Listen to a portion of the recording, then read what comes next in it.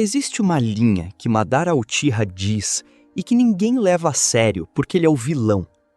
Enquanto houver conceito de vencedores, os perdedores nunca vão desaparecer. Simples assim, direto assim, e perturbadoramente verdadeiro assim. A gente foi ensinado a torcer contra Madara desde criança. Ele é o grande mal de Naruto Shippuden, o arquiteto de guerras, o deus que decidiu aniquilar o livre-arbítrio da humanidade. É claro que ele tá errado. Tem que tá. Mas aí você cresce. Você abre o noticiário. Você vê o mundo como ele é, não como foi prometido que seria. E começa a sentir aquele incômodo silencioso de quem percebe que o vilão fez as contas certas. Madara não nasceu querendo dominar o mundo. Isso é importante. Ele nasceu numa época em que crianças iam pra guerra antes de aprender a ler. Ele viu seu melhor amigo virar inimigo por pressão de clã. Ele viu seu irmão morrer. Ele viu seus filhos morrerem. E depois de tudo isso, ele ainda tentou construir a paz, ao lado de Hashirama, com um projeto real, concreto, chamado Vila da Folha. E o que aconteceu?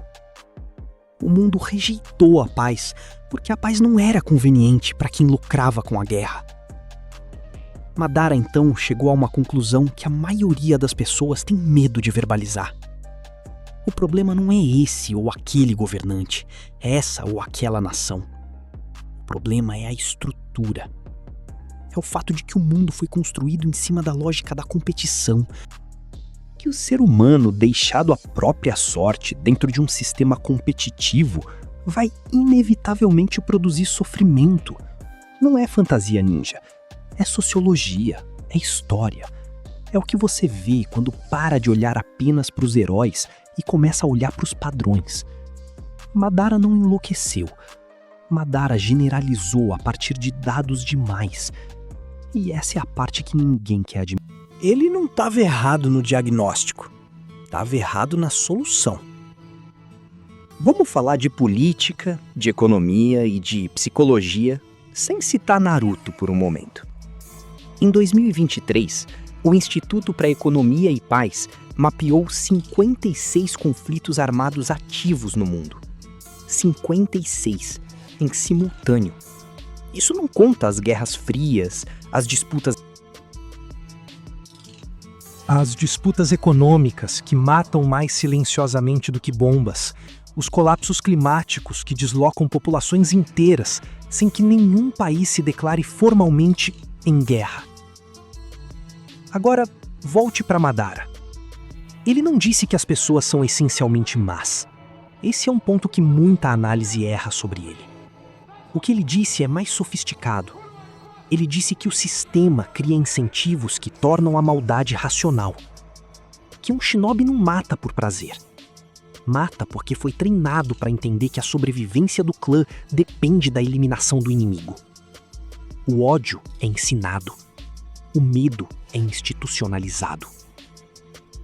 As disputas econômicas que matam mais silenciosamente do que bombas, os colapsos climáticos que deslocam populações inteiras sem que nenhum país se declare formalmente em guerra. Agora, volte para Madara. Ele não disse que as pessoas são essencialmente más. Esse é um ponto que muita análise erra sobre ele. O que ele disse é mais sofisticado. Ele disse que o sistema cria incentivos que tornam a maldade racional. Que um shinobi não mata por prazer. Mata porque foi treinado para entender que a sobrevivência do clã depende da eliminação do inimigo. O ódio é ensinado. O medo é institucionalizado. Isso tem nome no mundo real. Chama-se estrutura sistêmica de violência. O filósofo Johann Galtung chamou de violência estrutural, aquilo que mata sem precisar de arma. Pobreza, exclusão, acesso desigual à saúde, à educação, à dignidade básica. É a violência que acontece quando o sistema funciona exatamente como foi projetado e ainda assim produz morte. Madara viu isso antes de ter vocabulário para nomear. Ele viu que a paz entre a folha e a nuvem não resolvia nada enquanto os dois lados continuassem acumulando poder para a próxima guerra. Ele viu que alianças políticas são, na melhor das hipóteses, adiamentos. E viu que o problema fundamental é que nenhuma nação, nenhum clã, Nenhuma instituição humana foi construída para abrir mão de vantagem estratégica voluntariamente. Isso também é verdade hoje. A ONU existe há 80 anos, tem 193 países membros e não tem poder real de impedir nenhuma guerra quando um dos 5 membros permanentes do Conselho de Segurança decide vetar qualquer resolução que atrapalhe seus interesses. O sistema foi desenhado para parecer paz enquanto preserva a hegemonia. Madara veria a ONU e reconheceria o padrão imediatamente. Mas há algo ainda mais perturbador que Madara captou. Ele quer vencer.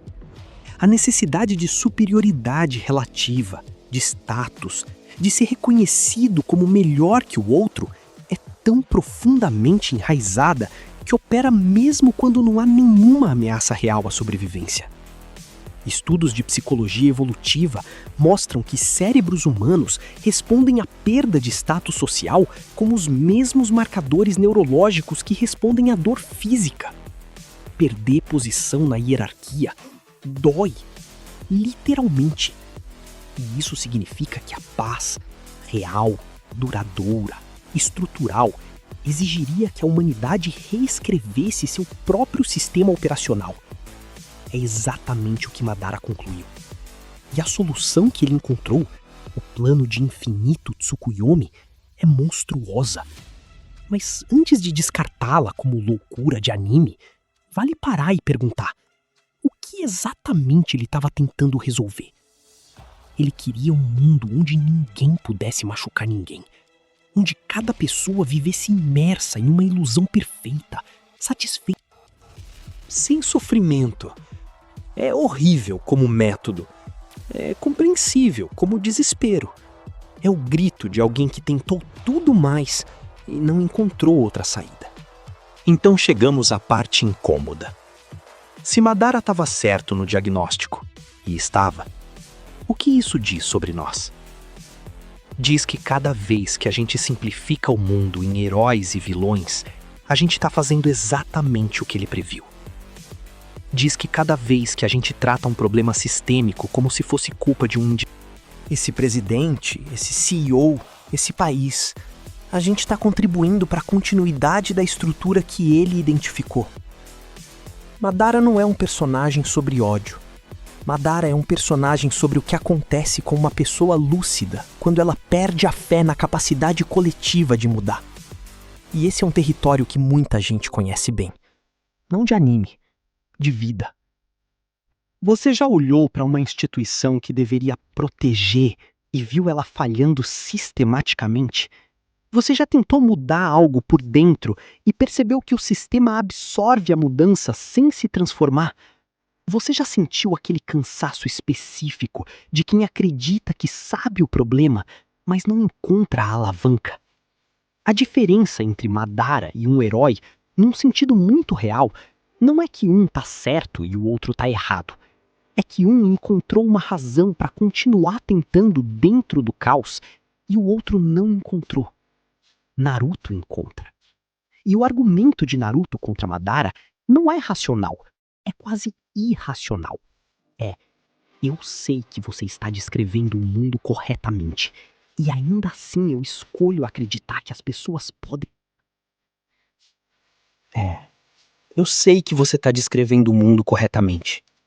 E ainda assim, eu escolho acreditar que as pessoas podem ser diferentes. Isso não refuta o diagnóstico de Madara. Isso aposta contra ele. É uma aposta, com probabilidade terrível. Mas é a única aposta que não abandona a humanidade. E aqui está o que esse personagem nos deixa de verdade. Madara nos diz que ter razão não é suficiente. Que você pode mapear o sofrimento do mundo com precisão cirúrgica, pode entender as causas estruturais, pode prever os próximos conflitos. E ainda assim, chegar a uma solução que destrói aquilo que estava tentando salvar. Porque a solução que elimina o sofrimento, eliminando a escolha, não é paz. É extinção disfarçada de utopia. O mundo real tá cheio de Madaras. Pessoas que viram demais, sofreram demais, entenderam demais e chegaram à conclusão de que a solução é controle total. Líderes que prometem ordem à custa de liberdade. Sistemas que garantem estabilidade à custa de humanidade. E o mundo real também tá cheio de Narutos. Pessoas que insistem, sem garantia nenhuma, que existe outro caminho. Que a conexão genuína entre pessoas é mais poderosa do que qualquer ilusão. Que construir é mais difícil do que controlar, mas é a única coisa que vale. Madara estava certo sobre o problema. E exatamente por isso, exatamente porque ele estava certo, a gente não pode dar a ele a última palavra. Porque se a análise mais lúcida da realidade nos leva à desistência, então a única coisa mais radical do que entender o mundo é insistir em amá-lo mesmo. Se esse vídeo fez você pensar, não necessariamente concordar, só pensar, deixa o like. Isso ajuda demais o canal a crescer. E me fala nos comentários, você acha que Madara estava completamente errado? Ou o diagnóstico dele tem algo que a gente não quer admitir? Tem mais análises como essa chegando. Se você ainda não é inscrito, já sabe o que fazer.